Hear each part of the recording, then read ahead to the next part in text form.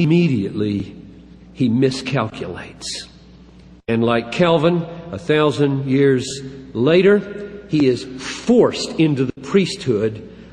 At the end of his life, here's the way he describes it. He stands up, preaches to his people. A slave may not contradict his Lord. I came to this city to see a friend whom I thought I might gain for God, that he might live with us in the monastery. I felt secure, for the place already had a bishop. I was grabbed. I was made a priest, and from there I became your bishop. And so, like so many people, it seems, who've left a mark on the church, he was catapulted out of a life of contemplation into a life of action. He would visit jails to protect prisoners. He would intervene in criminal disputes because in Hippo, the bishop was granted civil authority to settle all the civil disputes for those who were members of the church. And he groaned that his mornings were spent doing what Jesus wouldn't do. Who made me judge over you? When they said, settle accounts, my brother and I can't figure out this inheritance, and Jesus wouldn't touch it. Well, Augustine touched it week after week after week. And he groaned like many of us groan under certain aspects that are necessary in the ministry. 40 years of service to this church, biblically saturated priests turned out of his monastery, changed the face of North Africa, vigilant over his personal life, a vegetarian diet, except when the guests came, poverty. When he came to the end of his life, there was no will because there were no possessions. He held everything in complete commonality. He had no money to will to anybody when he died. He had his own books, and he had his clergy, and he had his monastery. Those were his legacy to the world. Now, what's the point that I would like to develop? My thesis. And here's what it is. R.C. Sproul is right, I think, that the church today is in a Pelagian captivity. I would add, here's my prescription, I don't know whether he would agree with this, that the cure, let's say a piece of the cure, is for the Reformed community to recover a healthy dose of Augustine's doctrine of sovereign joy. My assumption is that too much Reformed thinking and preaching and worship in our day has not penetrated to the root of how grace actually triumphs through joy in believers' lives. And therefore, our Reformed thinking and writing and preaching and worshiping is only half Augustinian and half biblical and half beautiful. It isn't beautiful to people. Now let me try to unpack that. Pelagius was a British monk who lived in Rome. He was there when it was sacked. He had to leave.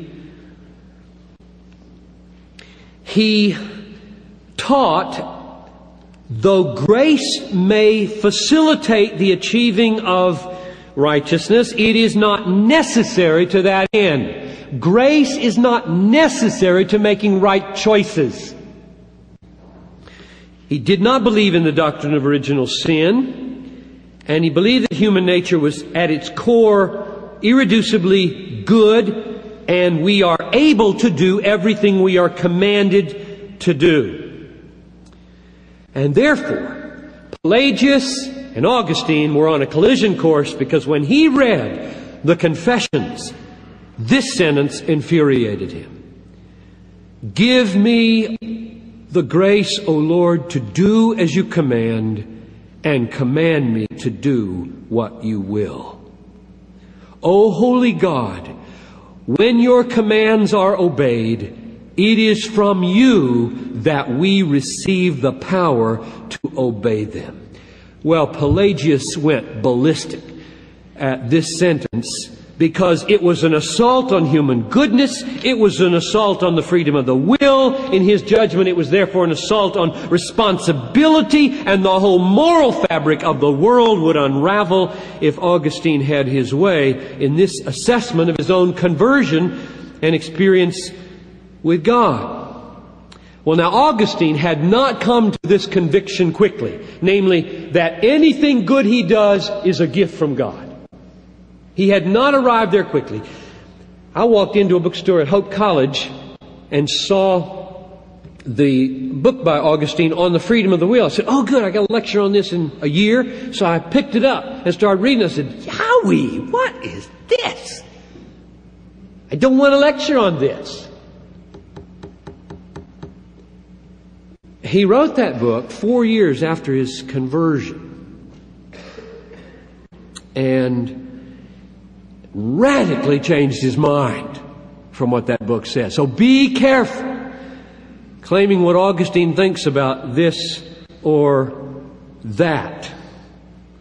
When he wrote his Confessions, he had settled the matter differently and deeply and unchangeably in his own mind.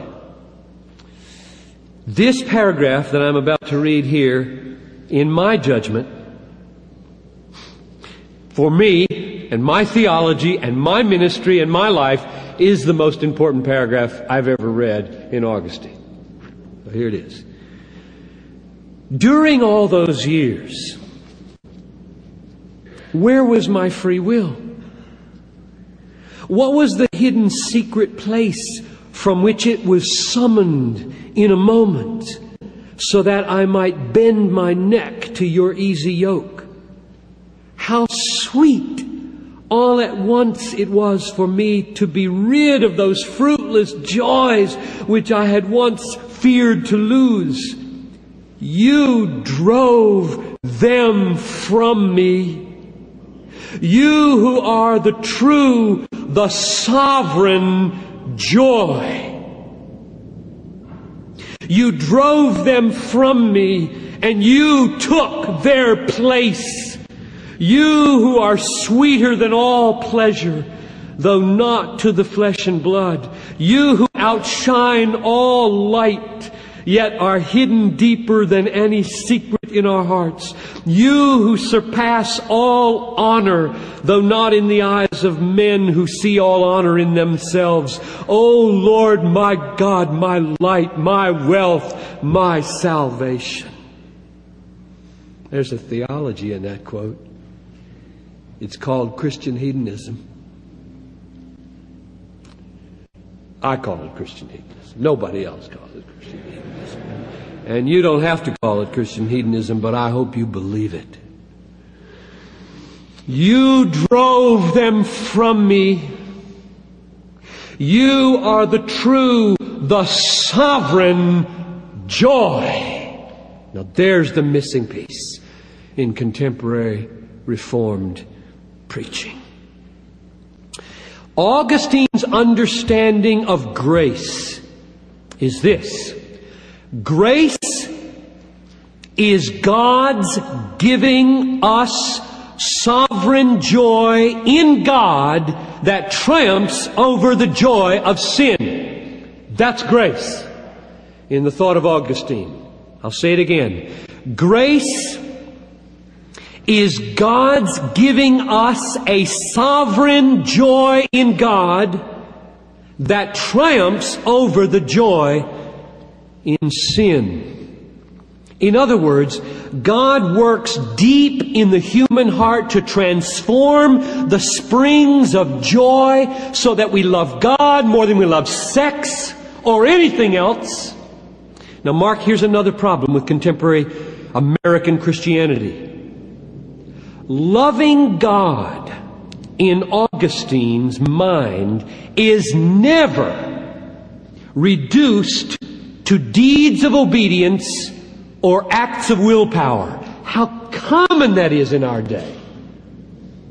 Love